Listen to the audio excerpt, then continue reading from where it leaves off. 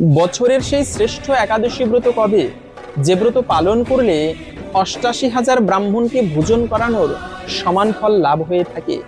সেই যোগিনী একাদশী ব্রত পালন করতে হবে আগামী ১১ই জুলাই শনিবারে। এবং শুধু তাই নয়, যাদের জীবনে দুরারোগ্য ব্যাধি রয়েছে, যে অনেক ডাক্তার দেখাচ্ছেন, ওজা কবিরাজ দেখাচ্ছেন, সহজে ভালো হচ্ছে না, তারাও আপনারা ভক্তি ভরে এই ব্রত পালন করতে পারেন। এতে ভগবানের কৃপায় এই একাদশী ব্রতের পূর্ণ প্রভাবে সেই দুরারোগ্য ব্যাধি পর্যন্ত নাশ হয়ে থাকে। কেননা শাস্ত্রে এই ব্রত মাহাত্ম্যে পাওয়া যায় যে একবার কুবের নামে এক শিবভক্ত রাজা ছিল। তার হেমমালী নামে একটা মালী ছিল, যিনি শিবের পুজোর জন্য ফুল তুলে দিত। ওই হেমমালী একদিন পুষ্প আনতে দেরি করতেছিল। আসলে তিনি তার স্ত্রী বিশালাক্ষীর সাথে রতিক্রিয়ায় মত্ত ছিল। তো রাজা তার শিবের পুজোর সময় চলে যাচ্ছে, তিনি একজন প্রহরীকে পাঠালো, যাও তো গিয়ে দেখো কেন দেরি হচ্ছে। প্রহরীকে দেখে হেমমালী বুঝতে পারলো যে শিবের পুজোর সময় চলে যাচ্ছে, ফুল আমি দিইনি। তিনি তাড়াতাড়ি ফুল সংগ্রহ করে রাজার সামনে উপস্থিত হয়েছেন।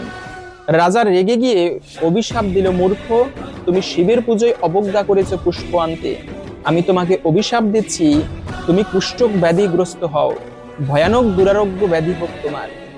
এবং এই অভিশাপের ফলে সরাসরি সে তৎক্ষণাৎ স্বর্গচ্যুত হয়ে কুষ্ঠক ব্যাধিগ্রস্ত হয়ে জগতে দুঃখময়ভাবে ভ্রমণ করতে লাগলো।